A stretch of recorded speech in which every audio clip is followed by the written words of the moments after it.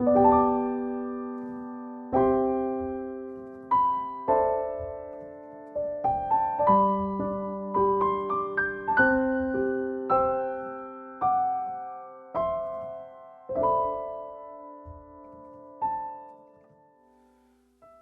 예배 자리에 나오신 여러분들을 주님의 이름으로 환영하고 축복합니다.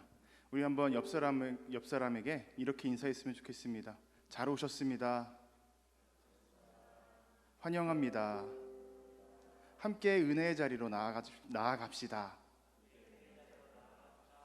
네, 사도신경으로 예배 시작하겠습니다.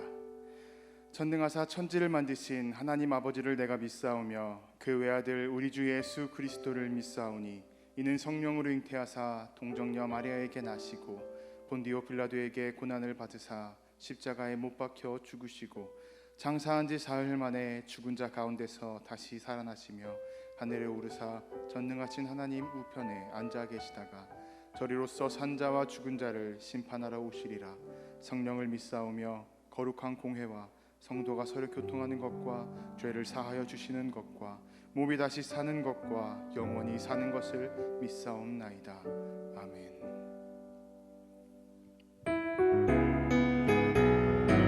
다 같이 박수 치시면서 즐겁게 찬양하시겠습니다.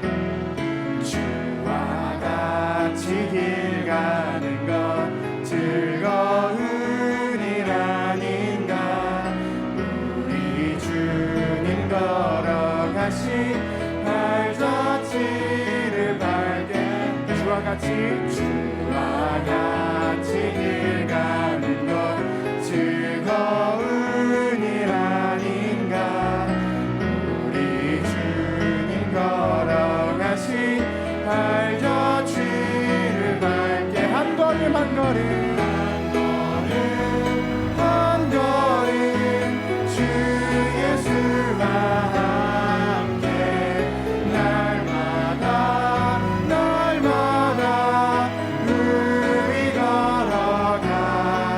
어린아이 같은 우리 미련하고 약하나 주의 손에 이끌리어 생명길로 가겠네. 한 걸음 한 걸음 주 예수와 함께 날마다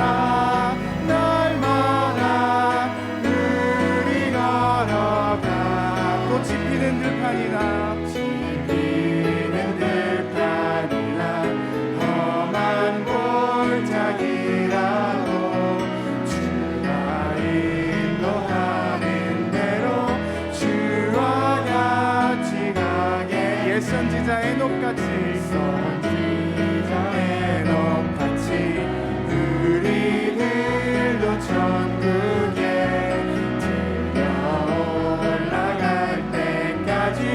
주와 같이 걷겠네. 한 걸음 한 걸음 주 예수와 함께 날마다 우리 걸어가. 옛 선지자 에녹같이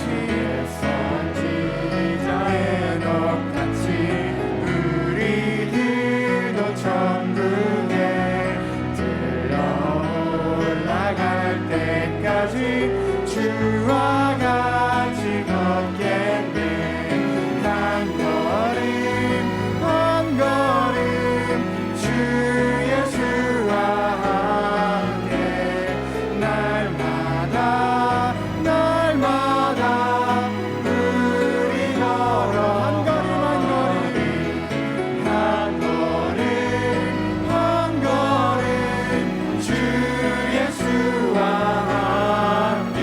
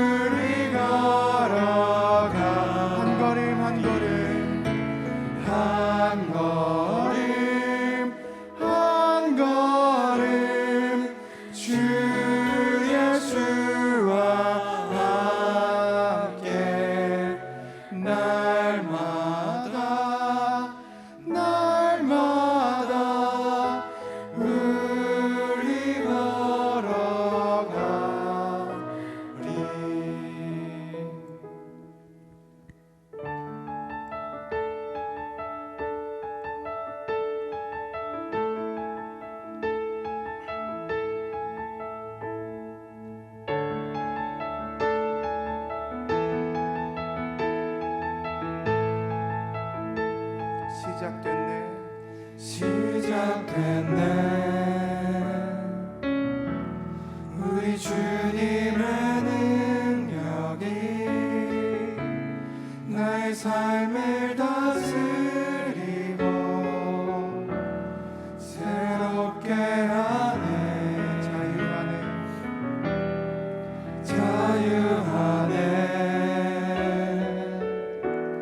죄와 사망으로부터 나의 삶은 변하구나 충만하네 은혜로다 주의 은혜 한량없는 주의 은혜 은혜로다 주의 은혜 변함없는 신실하신 주의 은혜 시작됐네 우리 주님의 능력이 나의 삶을 다스리고 새롭게 하네 아멘 자유합니다. 죄와 사망으로부터 죄와 사망으로부터 나의 삶은 변하구나 충만하네 은혜로다 주의 은혜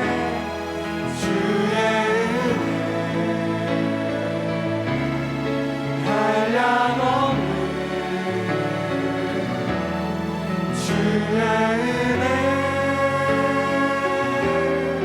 은혜로다 주의 은혜 변함없는 신실하신 주의 한 번 더 찬양합니다. 시작됐네 우리 주님의 능력이 능력이 나의 삶을 다스리고 새롭게 하네 아멘 자유하네 죄와 사망으로부터 나의 삶은 변하구나 충만하네 은혜로다 주의 은혜 한량없는 주의 은혜 은혜로다 주의 은혜 변함없는 신실하신 주의 은혜 은혜로다 주의 은혜 한량없는 주의 은혜 한량없는 주의 은혜 은혜로다 주의 은혜 변함없는 신실하신 주의 은혜 변함없는 신실하신 변함없는 신실하신 주의 은혜 변함없고 신실한 주의 은혜 변함없는 신실하신 주의 은혜 감으로 메마른 땅에 메마른 땅에 단비를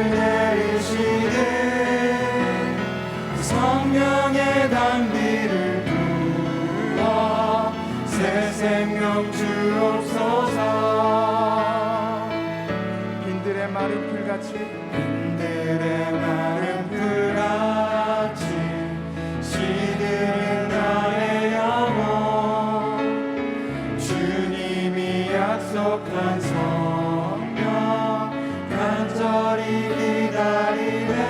반가운 빗소리 들려 반가운 빗소리 들려 산천이 춤을 추네.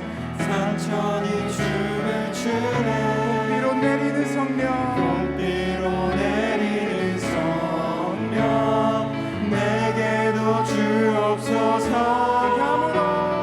가물어 메마른 땅에 단비를 내리시는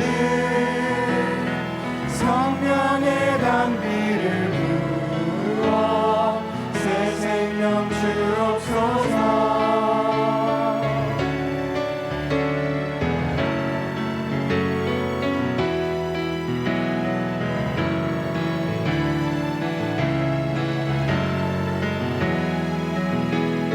절 따라 우로를 내려 절 따라 우로를 내려 초목이 무성하니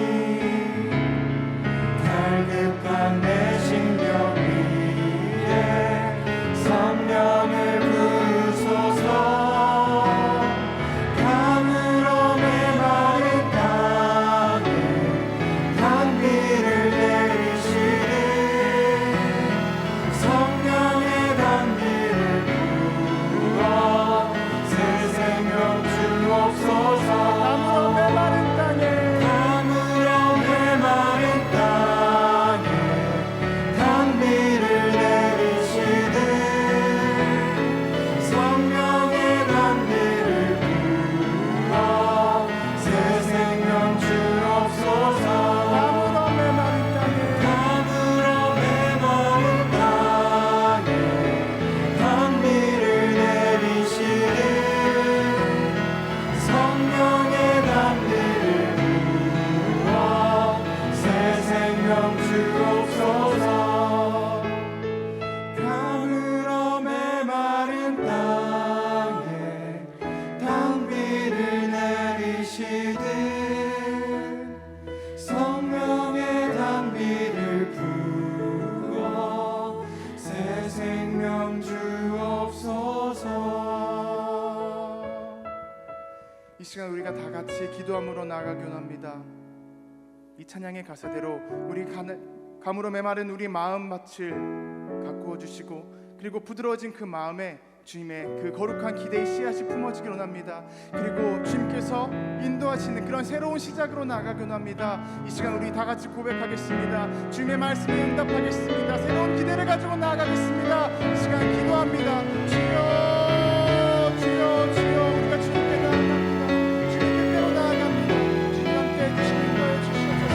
주님께서 우리에게 베풀어 주실 그 은혜, 주님께서 베풀어 주실 그 모든 것들을 우리가 기대하며 나아갑니다.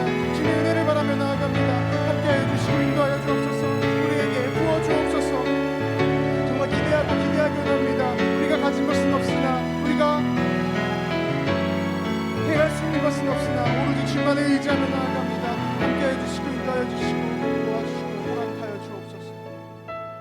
늘 우리와 동행하시며 사랑이 많으신 하나님, 귀한 주님의 전에 나와 예배드릴 수 있음에 감사드립니다.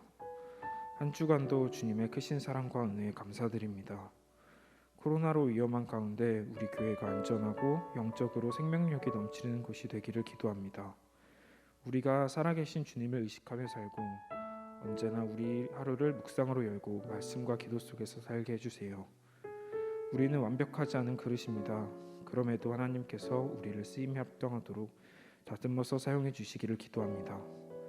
우리 성광교회가 하나님의 택한 그릇으로 쓰임받는 인생이 되기를 원합니다. 우리의 갈 길을 모두 다 주님께 맡기오니 때를 따라 은혜와 사랑을 허락해 주세요. 오늘 말씀 전해주시는 목사님께서도 능력 더하여 주셔서 하나님 안에서 우리의 믿음이 달아나도록 해주세요. 우리를 사랑하시는 예수님의 이름으로 기도드립니다. 아멘.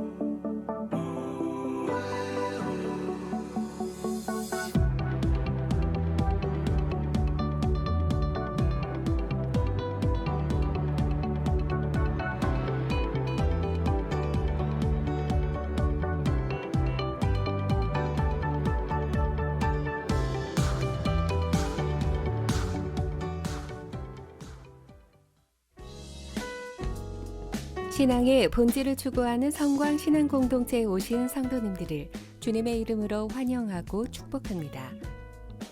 오늘은 거룩한 기대를 품고 나아가는 예배를 드립니다. 남부위원회 부흥전도단장 이취임 예배가 27일 화요일 오후 2시 대예배실에서 있습니다. 우리 담임 목사님께서 부흥전도단장으로 취임하십니다. 축하해 주시고 기도해 주시기 바랍니다.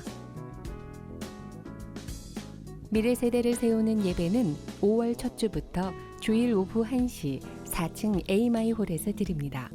여데리아 청년들이 예배를 통해 영적으로 도전받고 새로운 시대를 열어가는 인생이 되도록 기도해 주시기 바랍니다. 룩스키즈 성광 온림픽이 5월 1일 토요일 오후 1시부터 4시까지 줌과 유튜브로 진행됩니다. 어린이날을 맞이하여 진행되는 이번 행사를 통해 어린이, 교사, 부모님들이 교제하고 하나님의 사랑을 나누는 귀한 시간이 되도록 기도해 주시기 바랍니다. 드림트리 사랑팡팡 플레이가 5월 2일 주일 오전 10시 30분부터 2층 유치부실과 플레이존에서 진행됩니다. 유치부 어린이들과 교사, 부모님들이 하나님의 사랑을 나누는 아름다운 시간이 되도록 기도해 주시기 바랍니다.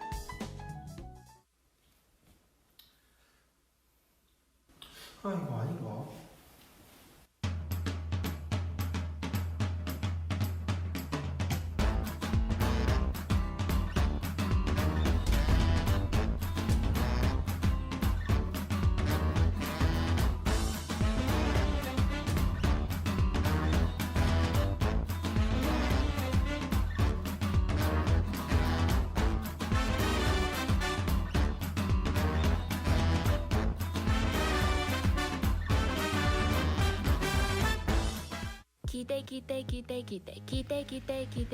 사랑, 팡팡, 플레이, 교회에서 놀자 2층으로 와라.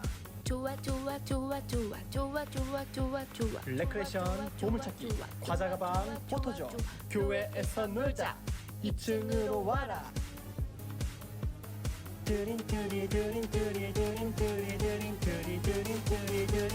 사랑 팡팡 드림트리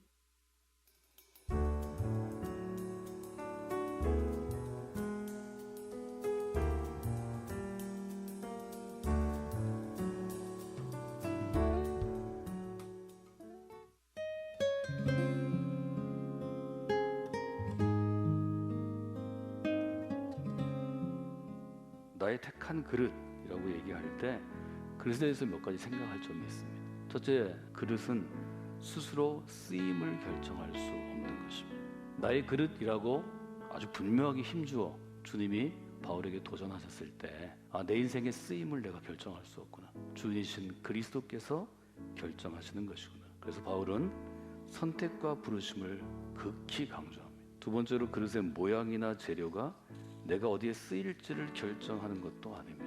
그릇의 모양이나 재료가 쓰임을 결정하지 않는다는 것을 인정하기만 해도 여러분이 오늘의 모습들을 잘 받아들일 수 있는 좋은 계기가 됩니다. 우리의 삶이 어떠하든지 주님 주신 은혜의 분량대로 쓰임받는 것이 큰 기쁨입니다. 그래서 내가 쓰임받을 수 있는 그릇이 된 것이 기쁨이 되는 그리스도인으로 여러분이 살아가시면 좋겠습니다. 그리하면 여러분과 성광교회를 통해서 하나님께서 새로운 시대를 시작하십니다. 그 믿음 가지고 나아가시는 이 한 주간이 되시기를 주님의 이름으로 축원해 드립니다.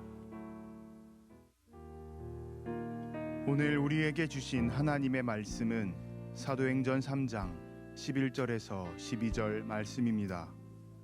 그 사람이 베드로와 요한 곁에 머물러 있는데 사람들이 모두 크게 놀라서 솔로몬 행각이라고 하는 곳으로 달려와서 그들에게로 모여들었다.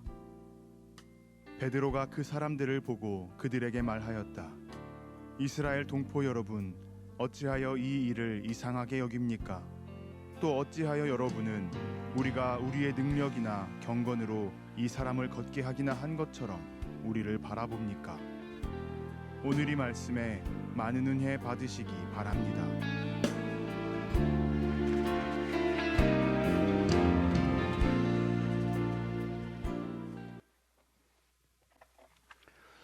귀한 주일입니다. 오늘 4월 마지막 주일인데요. 다음 주부터는 이제 5월이 시작됩니다. 5월은 특별히 어린이 주일로 함께 시작되기 때문에 어린이 사역들이 토요일과 주일 이번 주에 있는데 어린이들을 위해서 여러분들이 축복하는 마음으로 함께 하시고 또 특별히 가정에서 함께 하셔서 교회 함께 모이지 못하지만 온라인을 통해서 아이들이 즐겁고 또 유익한 시간 가질 수 있도록 함께 해주시면 좋겠습니다. 또 새가족교 계속 진행 중이고 이번 토요일에 이제 마무리하는 시간입니다. 청년들이 여러 명 새가족교에 참석했던데 여러분들 특별히 참석한 새가족들을 위해서 함께 기도해 주시면 좋겠습니다.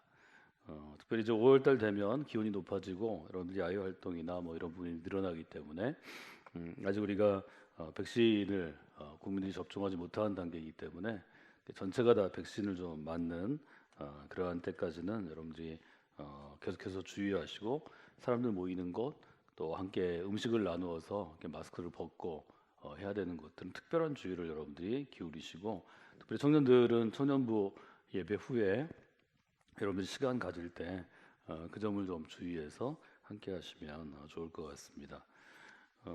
이번 달 내내 우리가 함께 나누는 주제는 새로운 시대 새로운 시작이고 또 지난주에 새로운 시대를 시작하실 때 하나님이 새로운 사람을 선택하시는데 새로운 그릇이라는 주제로 함께 나누었습니다. 그래서 그렇게 아주 인사하면 좋겠어요. 새로운 그릇으로 선택되셨습니다. 이렇게 한번 좀 인사할까요? 새로운 그릇으로 선택되셨습니다. 그래서 여러분이 선택을 받기 위해 노력하는 것이 아니고 선택은 하나님께서 하시는 것이기 때문에 그 부분에서 쓰임 받음에 대해서 우리가 지난주에 함께 나누었습니다. 함께 기도하겠습니다. 하나님 앞에서 감사합니다. 하나님의 은혜를 구하며 나아갑니다.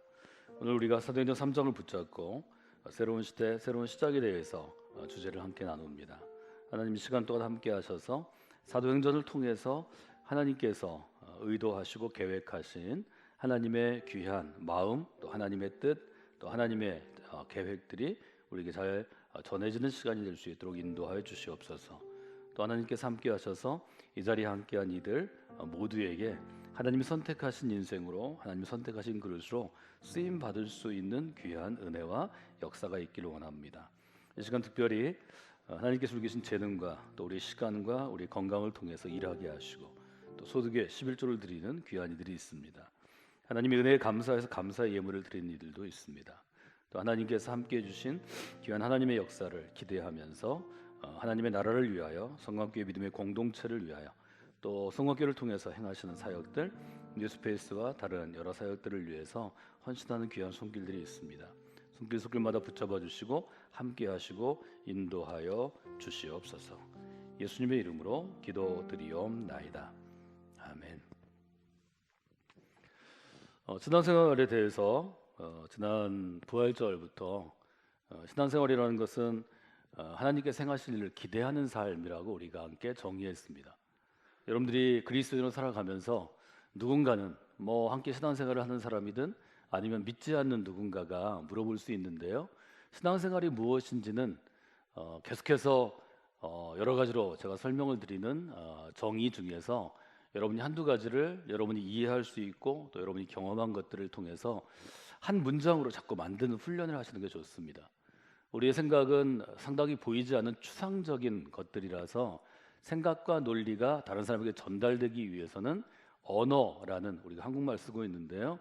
언어라는 도구를 통해서 해야 하고 언어는 단어와 단어가 이어지고 그 이어지는 것이 규칙, 문법에 따라서 한 문장을 이루어 가기 때문에 명확하고 선명하게 전하는 게 중요하다 하는 이야기를 계속해서 해드렸습니다. 신앙생활을 할 때 자기의 신앙에 대해서 얘기하는 것, 즉 증언하는 것이 분명하고 선명한 목소리로 담대하게 전해져야 한다 하는 것은 로마서와 갈라디아서를 여러분과 함께 읽을 때 바울에게서 볼 수 있는 특징이라고 볼 수 있습니다. 말하자면 기대한다는 것은 우리가 하나님께 선택을 받고 그리스도인으로 살아가기로 나 스스로도 결단했을 때 하나님은 선택하시고 나는 그리스도인으로 살겠다고 결단한 바로 그 시간 그 타이밍부터 그때로부터 주어지는 모든 하루하루를 기대하면서 살아가는 것입니다. 그래서 저는 이것을 새로운 기대라고 이름을 붙여 보았습니다. 그럼 질문할 수 있죠. 어떻게 그리스도인으로 살아가는 것이 기대하는 삶을 살아가는 것입니까?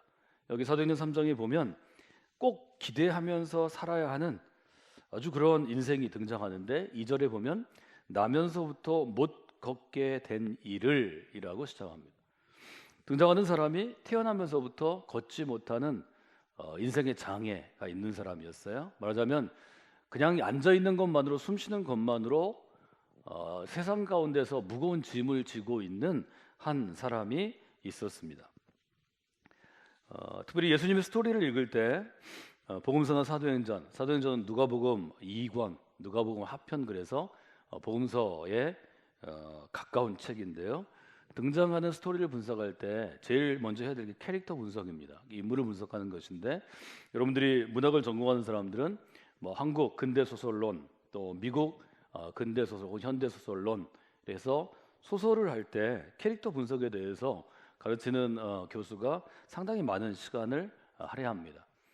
한 소설이 있고 한 스토리가 있고 그것을 아주 정교하게 옷감을 짜듯이, 직물을 짜듯이 직조한 어떤 스토리텔러, 작가가 있다면 한 인물이 가지고 있는 직업, 한 인물의 성격, 그가 행하는 말투, 대화체, 그의 행동, 그가 상징적으로 입고 있는 어떤 옷이나 의식들, 그의 종교, 이것들이 소설 안에서 엄청나게 중요한 역할들을 맡기 때문에 캐릭터 분석이 중요합니다. 지금 우리가 이 한 사람, 나면서부터 못 걷게 된 사람이라고 성경에 기록된 이 사람을 분석해 보는 게 좋겠죠. 먼저 이 사람에 대해서 알 수 있는 첫 번째 실마리는 성전입니다. 성전은 그 당시 예루살렘에 있는 유대인들, 이스라엘 사람들에게 삶의 중심이요, 영혼의 중심이요, 신앙의 중심인데, 지금 우리가 생각하는 교회보다 훨씬 더 큰 개념입니다. 왜냐하면 이스라엘 사람들은 태어나서부터 아브라함의 자손이요, 아브라함의 하나님이라는 개념을 토라, 율법을 통해서 마음속에 아주 새기고 사는 사람들이기 때문에 그렇죠.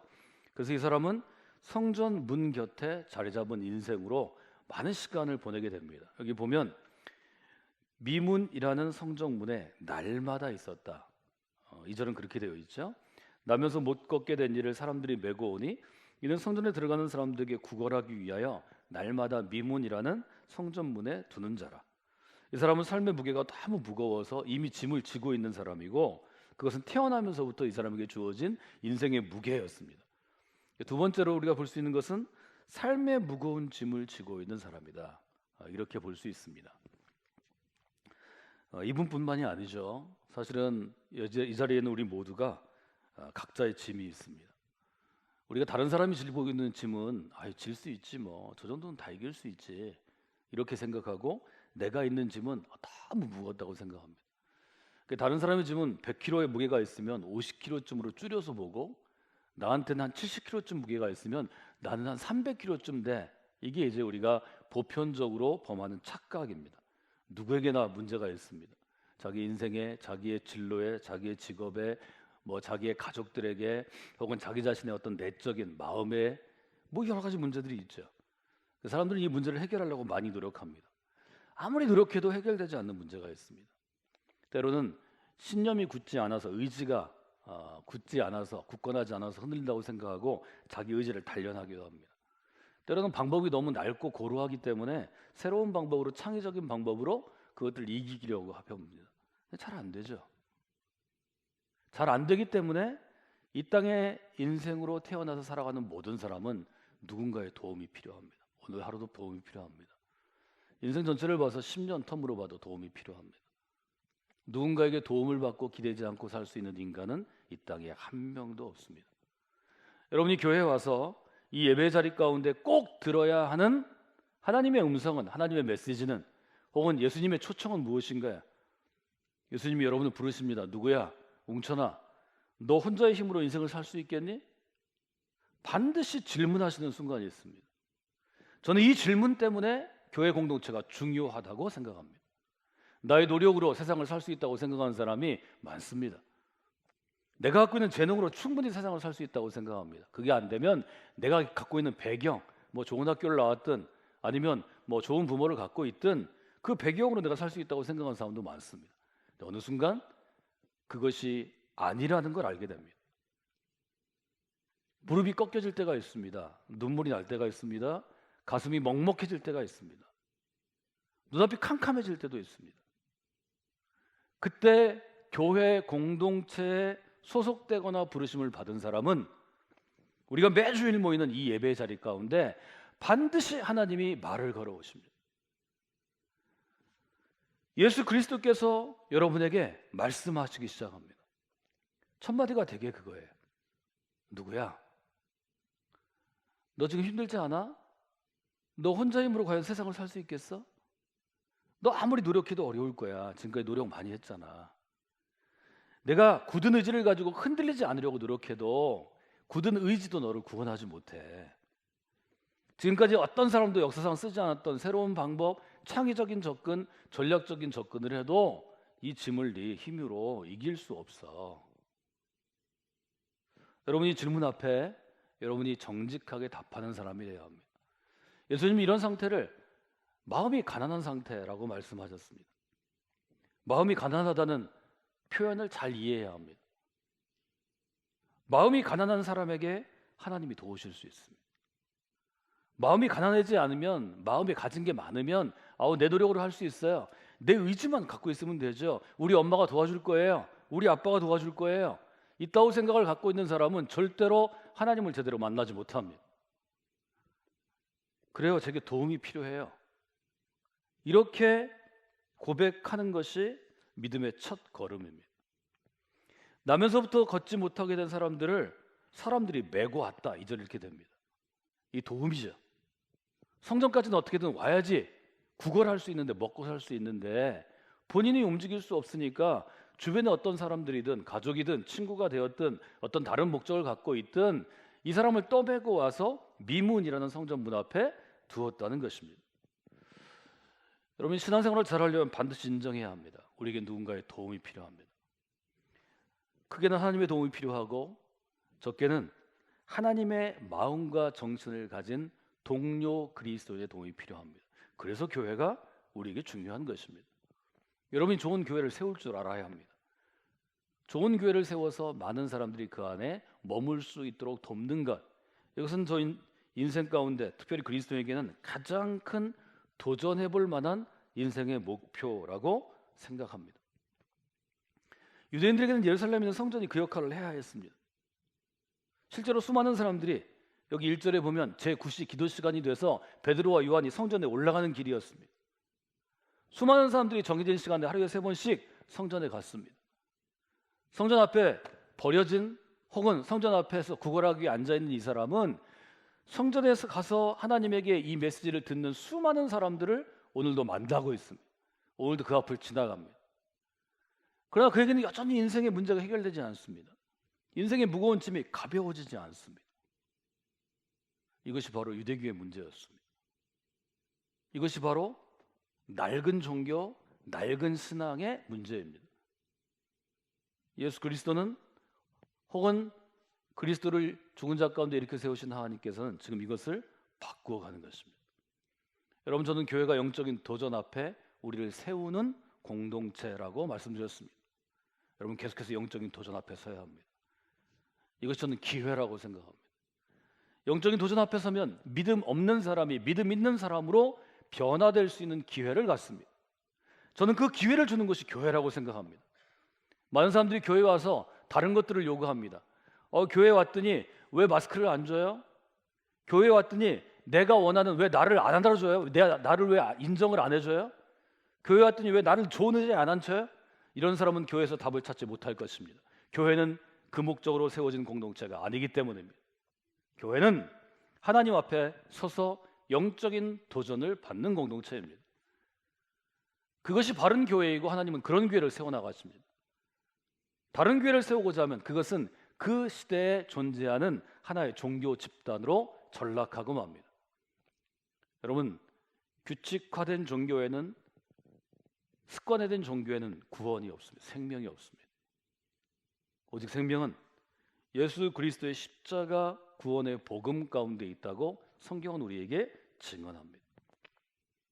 여러분, 예배 가운데 하나님 앞에 성감기 믿음의 공동체로 들어올 때 하나님 말을 걸어오실 수 있습니다. 누구야? 너 혼자 힘으로 살아갈 수 있겠니? 너의 노력만으로 가능하겠니? 내가 마음을 담대히 하고 굳세게 하고 내가 모든 위기를 혼란을 이긴다고 생각하면 될 수 있을 것 같으니? 너에게 도움이 필요하단다. 그때 여러분이 무릎 꿇어 하나님 앞에 진심으로 정직하게 고백해야 합니다. 네, 하나님, 지금 제가 도움이 필요합니다.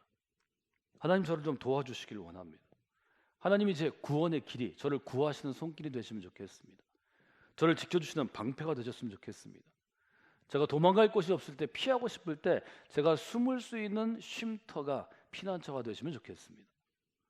여러분이 이 믿음의 고백을 한두 번이나 여러 번 평생을 통해서 할 수 있는 믿음의 공동체가 바로 지금 여러분이 함께 앉아 예배하는 성광교회 믿음의 공동체가 되기를 원합니다. 성전 앞에 있는 이 사람이 도무지 예루살렘 성전에서 그 무거운 짐을 내려놓지 못했습니다. 베드로와 요한이 3절에 보면 성전에 들어가려 했습니다. 이 사람은 들어가는 베드로와 요한에게 구걸합니다.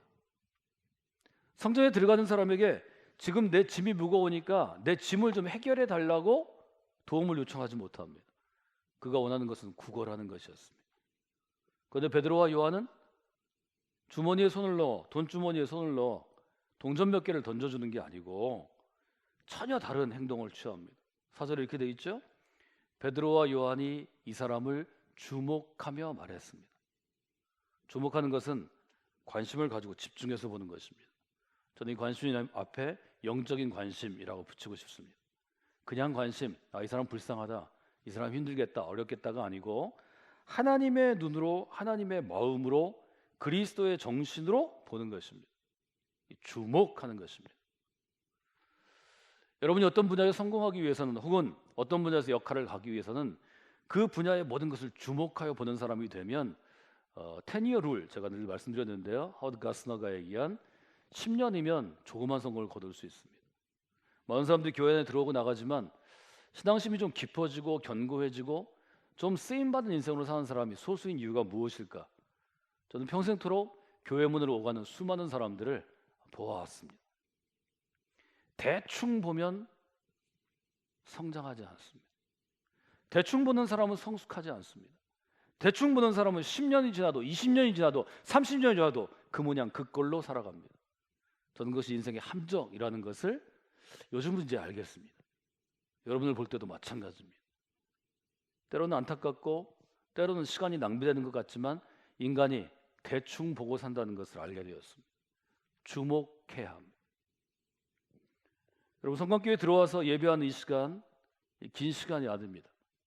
이 60분간 하나님께 주목하지 못하는 자가 60년을 주목할 수 없을 것입니다. 예배의 60분은 하나님을 주목하는 영적인 체력이 여러분에게 있어야 합니다.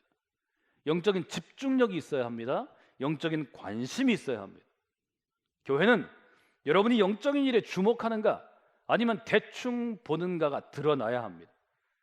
시험지와 같아야 되고, 리트머스 시험지와 같아야 되고, 실험실과 같아야 합니다. 여러분, 성광교회에서 영적인 관심을 가지고 영적인 일에 주목하는 것을 배우시기 바랍니다. 훈련하시기 바랍니다. 저는 이것이 도전이라고 말했습니다. 베드로와 요한은 이 세상에 무거운 짐을 지는 사람에게 소리 높여서 외칩니다. 우리를 보라. 너무 간단한 얘기죠. 보라. 베드로 요한은 지금 예수님을 따라서 자기의 그물을 버려두고, 자기의 부모를 버려두고, 자기의 직업을 버려두고 예수님을 따라온 젊은 제자들입니다. 수많은 기이한 일들, 놀라운 일도 경험했습니다. 그리고 종국에 예수님이 십자가를 지시는 그 마지막 일주일 순환주간에 예수님을 배신하고 떠나고 도망간 사람들입니다. 그러나 부활하신 예수 그리스도를 만남으로 그들은 지금 영적인 관심이 그의 인생 가운데 최고죠. 가장 높은 지점에 이르는 그때였습니다. 우리를 보라. 예수님과 함께 했던 우리가 지금 어떤 인생을 살고 있는지 우리를 보라. 담대한 도전이죠. 이 도전 앞에 응답하는 여러분의 인생이 되기를 원합니다. 지금 성전 문 앞에 다른 사람이 짊어지고 온 이 사람은 적어도 몇 가지 특징이 있죠. 첫째는 삶의 무거운 짐에 짓눌려 있는 사람입니다. 두 번째는 영적인 일에 도무지 관심이 없는 사람입니다. 영적인 일에 관심이 없으니까 5절에 보면 그가 그들에게서 무엇을 얻을까 하여 보았다 이렇게 되어 있습니다. 여러분 교회에서 무엇을 얻을까 하고 왔다면 여러분의 생각을 바꾸시기 바랍니다. 교회는 여러분이 와서 무엇을 얻는 곳이 아닙니다. 교회는 여러분이 원하는 것을 주는 것이 아닙니다. 교회는 하나님 앞에 서서 내 인생을 찾는 것입니다. 내가 누구인지를 알아가는 것입니다. 내가 누구인지를 알고 내 인생의 길을 알으면 그때는 무엇을 얻을 필요가 없습니다. 여러분 주는 사람이 될 수 있습니다. 교회는 하나님이 내게 주신 은혜의 선물 가운데 무엇을 줄까? 즉 기회를 주는 것입니다. 여러분이 그 경험이 반드시 있어야 합니다. 그렇지 않으면 평생을 구걸하는 거지로 살아가게 될 것입니다. 이것은 하나님이 원하시는 삶이 아닙니다. 베드로와 요한은 아주 근본적인 인생의 문제를 보았습니다. 베드로가 얘기하죠. 나사렛 예수 그리스도의 이름으로 일어나 걸어라. 지금 이 사람에게 가장 중요한 문제는 베드로와 요한의 빈 주머니에 있는 동전 몇 푼이 아니었습니다. 세상의 무거운 짐을 벗기 위해서 그는 일어나야 했고 걸어야 했고 새로운 삶을 살아야 했습니다. 베드로는 지금 그 점을 터치하고 있는 것입니다. 저는 이것을 새로운 명령이라고 이름을 붙였습니다. 여러분이 어떤 일이 우울해 있거나 여러분이 예수 그리스도를 따르는 그리스도인으로 살아가지만 세상의 발목이 잡혀 있거나 아니면 여러분 눈앞에 있는 몇 년 후에 미래의 발목이 잡혀 있거나 여러분이 원하는 어떤 직장의 발목이 잡혀 있다면 그것은 여러분이 나면서부터 걷지 못하게 된 것과 동일한 상태입니다. 우리는 그것을 영적인 상태라고 부릅니다. 하나님 앞에 섰을 때 하나님이 입술을 열어 여러분에게 말씀하기 시작했을 때 여러분의 마음 가운데 내 주님 제가 그러게 하겠습니다. 믿음의 결단이 생길 때가 일어나 걸을 때입니다. 영적으로 누워 있거나 영적으로 주저앉아 있거나 절망해 있거나 아니면 어떤 상태에 있든지 여러분이 성령께 믿음의 공동체에서 일어나 걷는 역사를 체험하시기를 원합니다. 놀라운 변화가 이 사람에게 일어나죠. 오른손을 잡아 일으키니 발과 발목이 힘을 얻고 뛰어 서서 걸으며 그들과 함께 성전으로 들어가서 걷기도 하고 뛰기도 하고 하나님을 찬송했다라고 표현합니다. 이것이 바로 하나님이 역사하셨을 때 그 역사에 대한 인간의 반응입니다. 믿음 있는 사람들의 반응입니다. 베드로가 살았던 시대에 교회에 이런 일들이 늘 일어났습니다. 그것을 민감하게 보고 붙잡았는가 아니면 놓쳤는가의 문제입니다. 여러분 멀리 서서 구경하는 사람은 기적을 체험하지 못합니다. 그 사건의 중심 안으로 뛰어 들어가야 합니다. 여러분 교회의 중심으로 뛰어 들어가십시오. 교회에서 어떤 사역을 할 때 사역의 중심에 서십시오. 주님의 십자가 앞에 서십시오.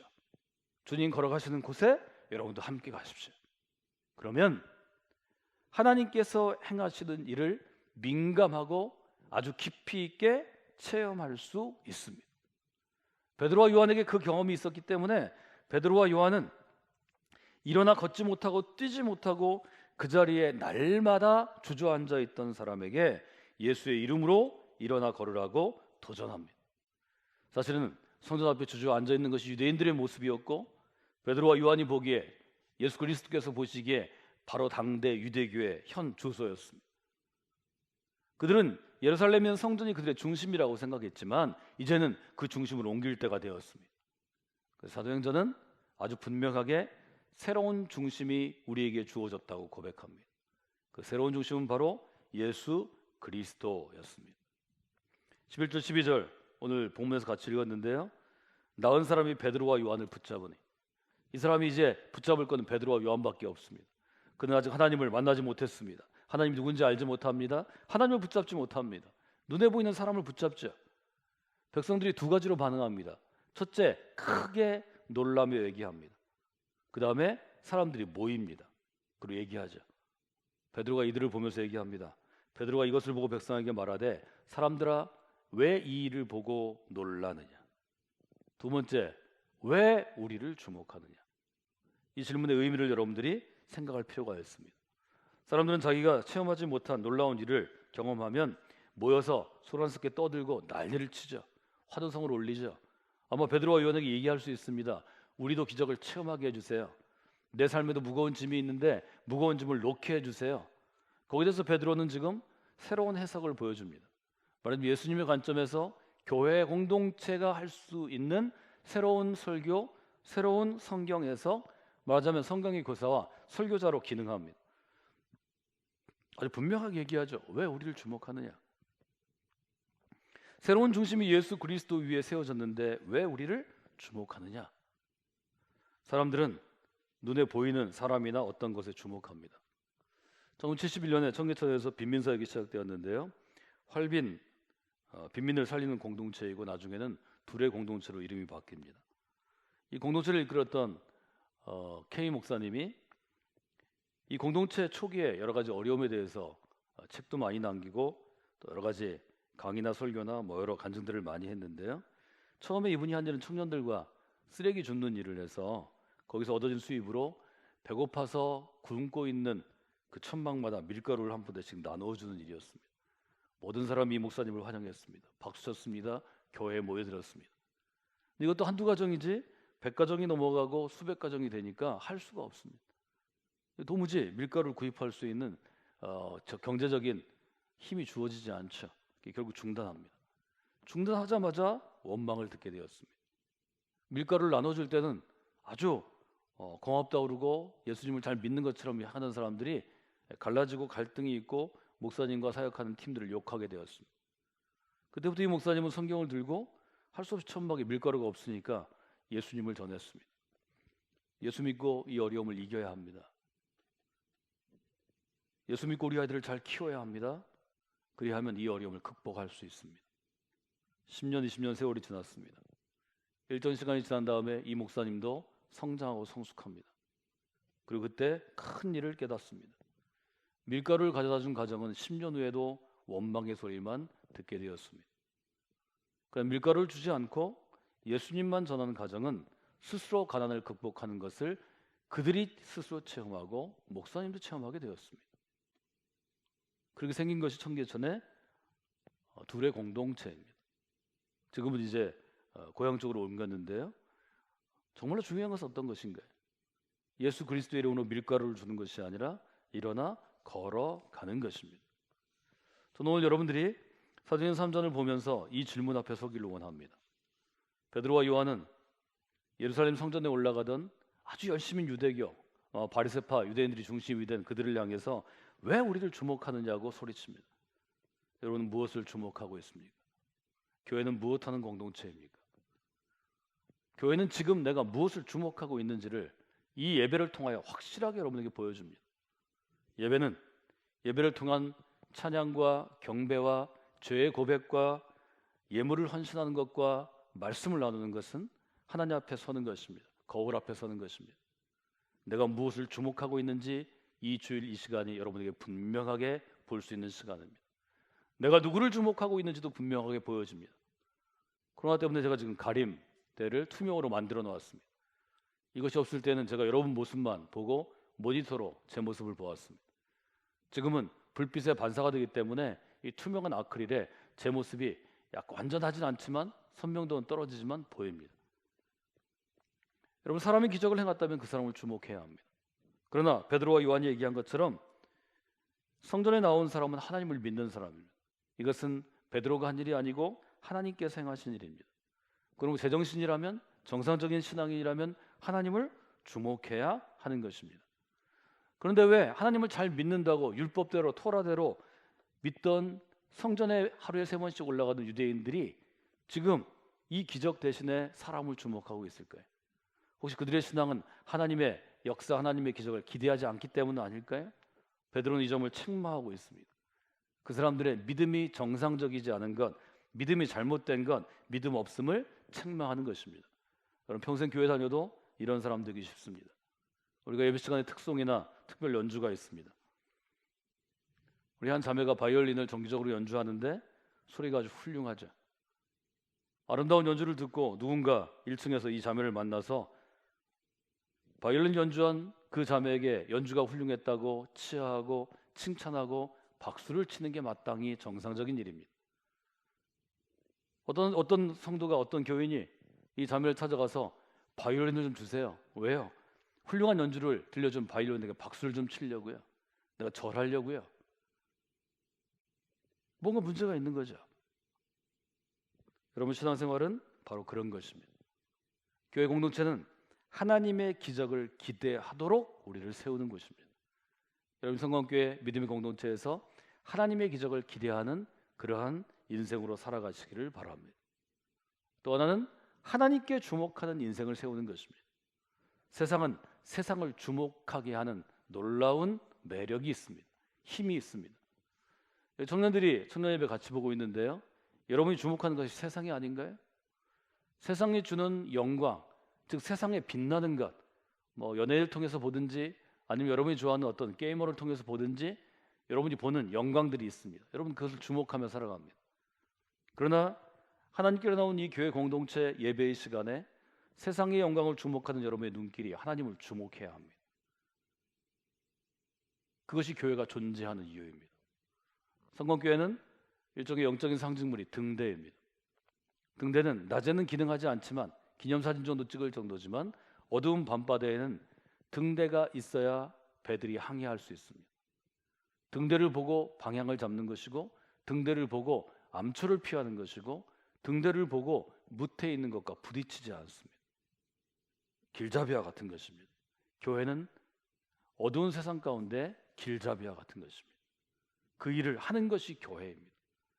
교회가 이 일을 하지 않고 다른 일에 한눈 팔면 그 시대가 난파하는 것입니다. 그 시대의 배가 바다에 빠지는 것입니다. 이 점을 여러분들이 마음 가운데 두시면 좋겠습니다. 여러분, 성업기 믿음의 공동체 가운데에서 신앙생활 하시면서 두 가지를 기억하십시오. 하나님의 기적을 기대하는 그리스도인이 되셔야 합니다. 하나님께 주목하는 그리스도인으로 살아가야 합니다. 이 두 가지의 기능이 이 코로나 이 어려움으로 인해서 주일 예배에만 집중할 수밖에 없는 우리의 상황 가운데 여러분에게 주시는 큰 선물이 되기를 원합니다. 이 시간 우리가 함께 기도하는 시간입니다. 두 가지를 놓고 우리가 함께 기도할 텐데요. 첫째는 하나님의 기적을 기대하는 인생으로 살아가게 하여 주시옵소서. 두 번째는 하나님께 주목하는 인생으로 살아가게 하여 주시옵소서.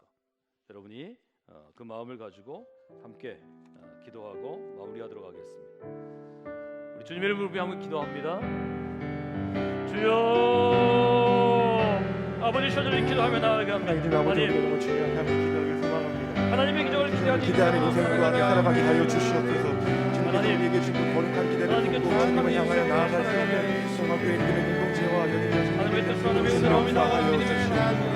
하나님께 주목하는 인생으로 살아가고 원합니다. 하나님께서 하나님 바라보시는 일 가운데 우리가 정말 주님을 바라보며 주님을 원하시는 길을 나아갈 수 있는, 하나님을 더욱더 주목하여 나아갈 수 있는 하나님의 내 가운데 나가는 주님의 역사하여 주시옵소서.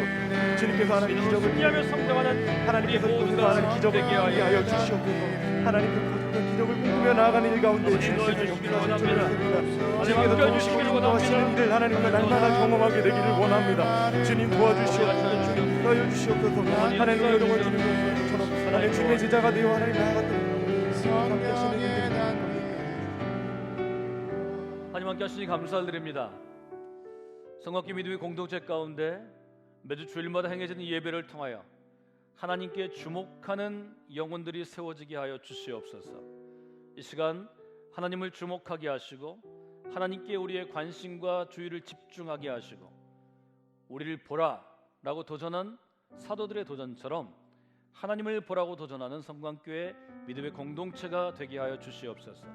그리하여 하나님께서 행하시는 일들, 하나님의 기적을 기대하며 나아가는 인생이 되기를 원합니다. 믿음 없는 이들이 하나님께 주목함으로 믿음 있는 일의 거룩한 변화를 체험케 하시고, 믿음 있다고 생각하지만 정상적인 믿음이 아닌 이들이 하나님을 기대하며 하나님의 일 가운데 동행하는 삶을 통하여서 바른 믿음으로, 깊이 있는 믿음으로 성숙해 갈 수 있도록 하나님께서 도와주시고 함께하여 주시옵소서. 이제는 우리를 사랑하시는 예수 그리스도의 은혜와 우리 가운데 함께 하시는 아버지 하나님의 사랑하심과 오늘도 또 이 한 주간도 우리와 동행하시며 우리로 하나님께 주목하게 인도하실 성령의 역사와 감동과 교통하심이 예배하는 모든 영혼들 위해 성광교회 믿음의 공동체 위에 지금부터 영원까지 함께 하시옵기를 간절히 축원하옵나이다.